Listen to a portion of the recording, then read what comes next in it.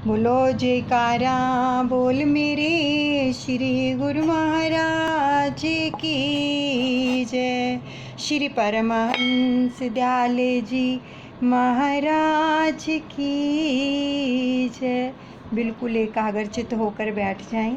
ध्यान दादा गुरुदेव जी के श्री चरण कमलों में लगाएं, आंखें बंद रखें और हर श्वास श्वास के साथ सिमरन चलता रहे। और जो भी आप तक ये जीवनी पहुंचाई जा रही है, जैसे इसमें जो भी वचन आ रहे हैं उन सब को विजुलाइज करें कि जैसे दादा गुरुदेव जी के सन्मुख ही हम ये सब देख रहे हैं। अब आगे की जीवनी श्रवण करते हैं। श्री परमहंस दयाल जी ने उस ग्राम में 1 दिन निवास किया, परंतु बस्ती में रहने से मन उपराम हो गया।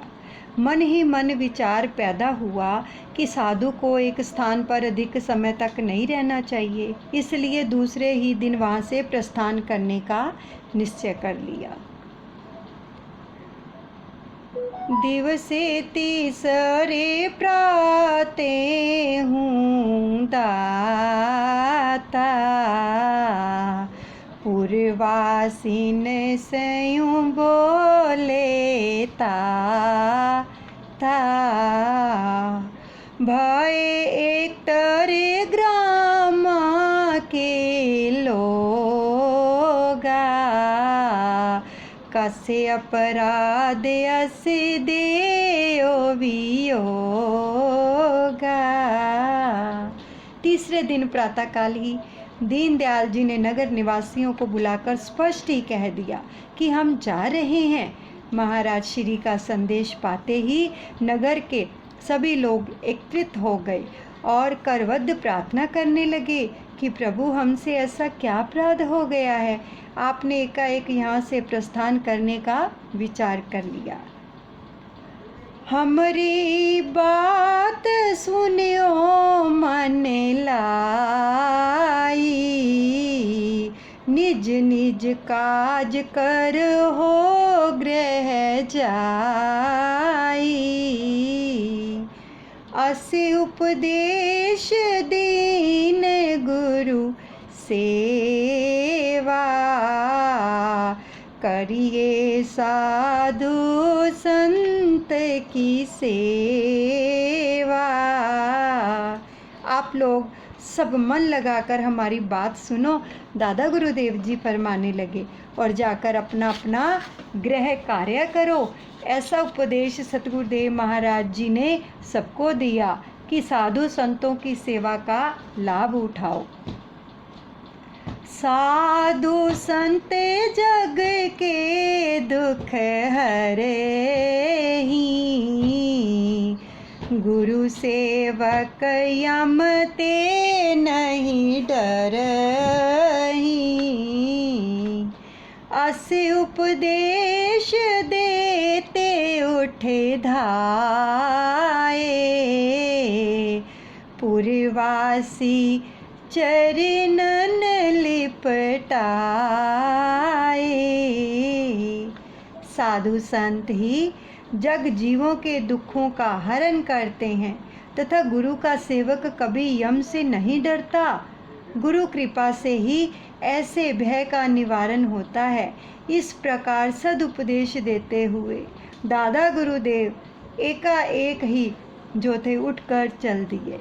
जब महाराज जी चलने लगे तो नगर निवासी सब श्री महाराज जी के चरणों से लिपट गए। तुरत ही साज पालकी मंगाई, परमहंस कही दियो बैठाई, विदा किए सब ग्राम निवासी, नगर नारी नर भय उदासी। जब लोगों ने यह देखा कि महाराज जी तो पांव पयादे ही जाने को तैयार हो गए हैं, परंतु ही क्या हुआ, तुरंत ही लोगों ने एक सुंदर सजी हुई पालकी मंगाई और श्री परमहंस दयाल जी को उस पालकी में बैठने को मजबूर कर दिया। श्री महाराज जी को उस पालकी में बैठना पड़ा। पालकी में बैठते ही महाराज श्री ने ग्राम निवासियों को विदा किया एवं कहारों को जल्दी से चलने की आज्ञा दी।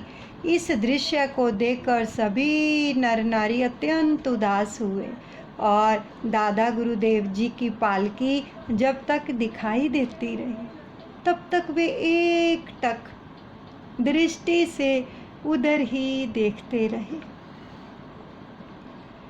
निक से बाहर नगर ते दिए कहार लुटाए, रामा दिए कहार लुटाए।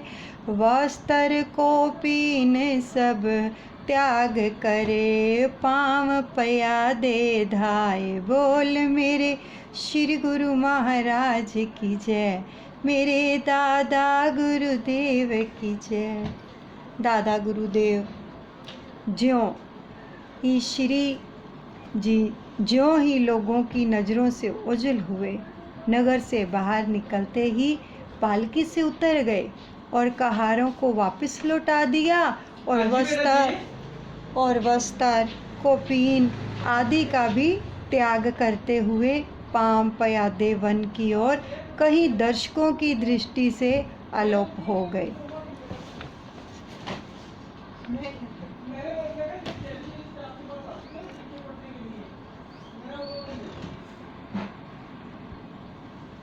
प्रभु पहुँचे अस सघन वन, जहाँ नहीं मानव जाति, रामा जहाँ नहीं मानव जाति।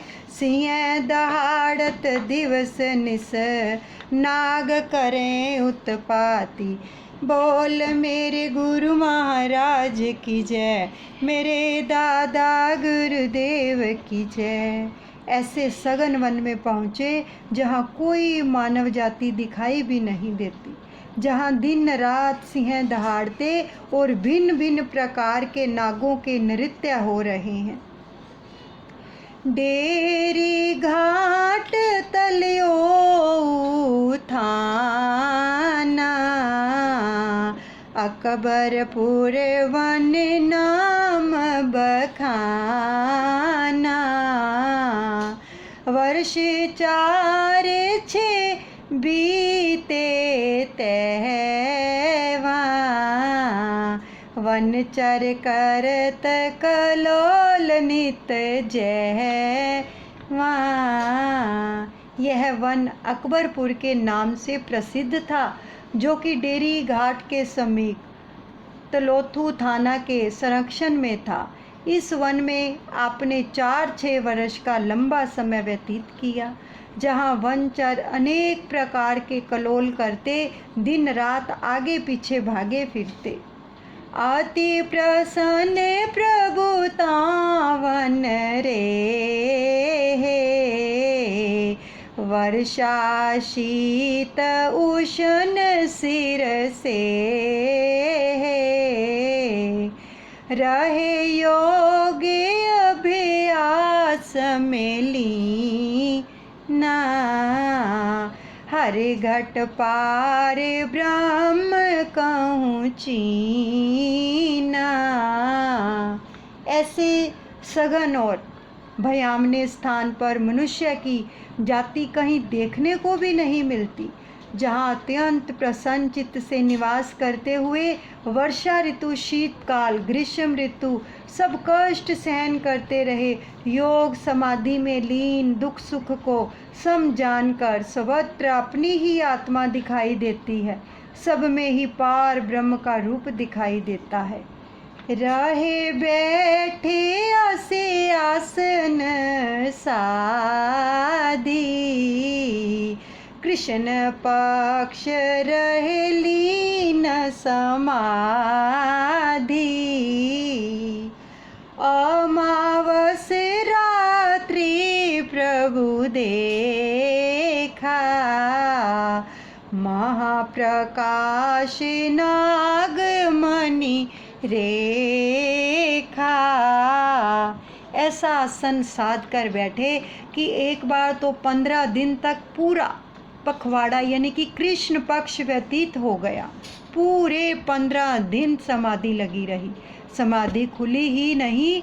और जब 15 दिन के बाद अमावस्या की अंधेरी रात में नेत्र खुले तो क्या देखा कि वहाँ पर उस महान अंधकार में सामने ही प्रकाश हो रहा है। दिल में विचार आया कि यह प्रकाश किसका है, देखना तो चाहिए। निर्भय पद के वासी बाबा, परमहंस सन्यासी बाबा, धाये तुरंत प्रकाश समीपा, लखियो प्रकाश तेल बिन दीपा। मन ही मन ऐसा विचार कर निर्भय पद के वासी तपस्वी और परमहंस सन्यासी बाबा तुरंत ही उठकर उस प्रकाश के समीप पहुँचे एवं देखा कि बिना किसी दीपक के ऐसा प्रकाश किस चीज़ का है।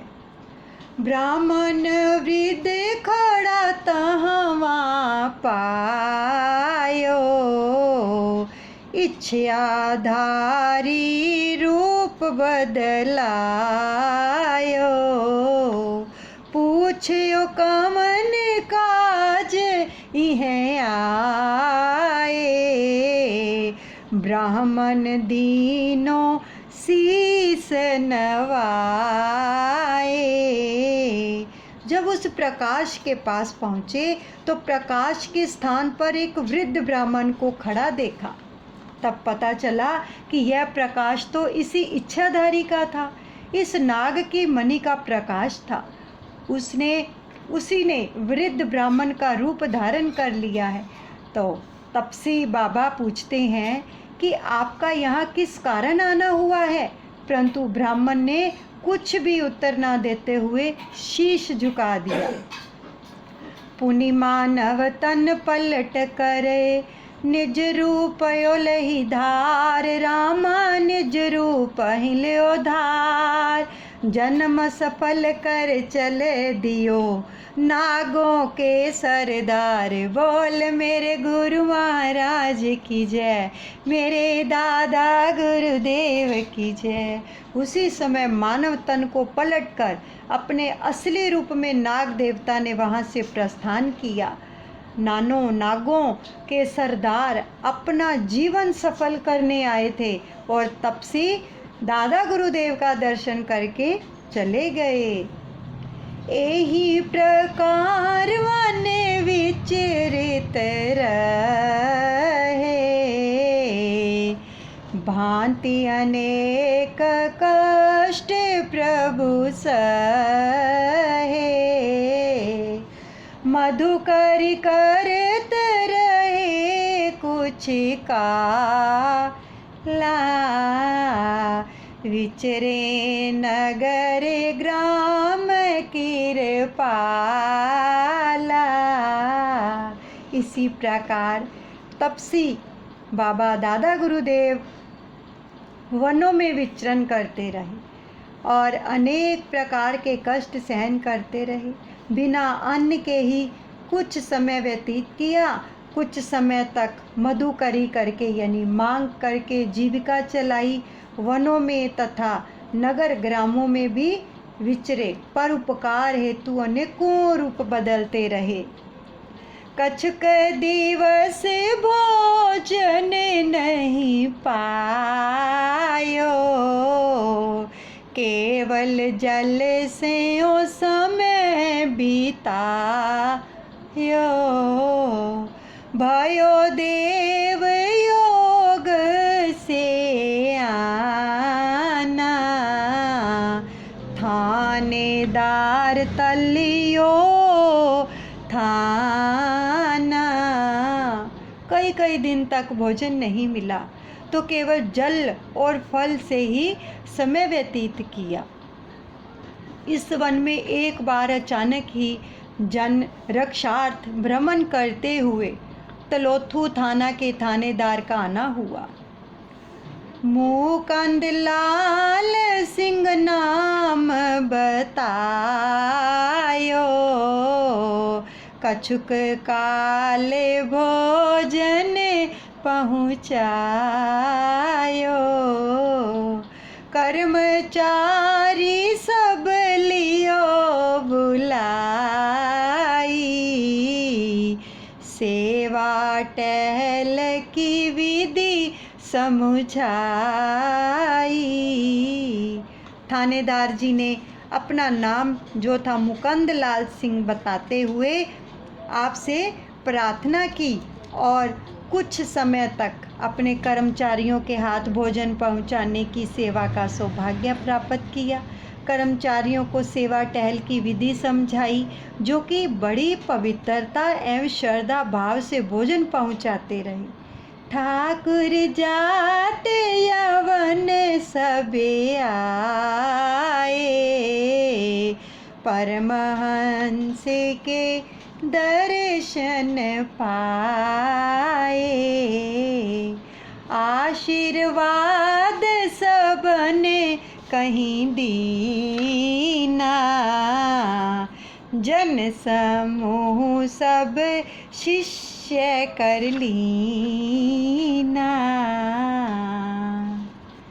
बोलो जयकारा बोल मेरे श्री गुरु महाराज की जय। श्री परमहंस दयाल जी महाराज की।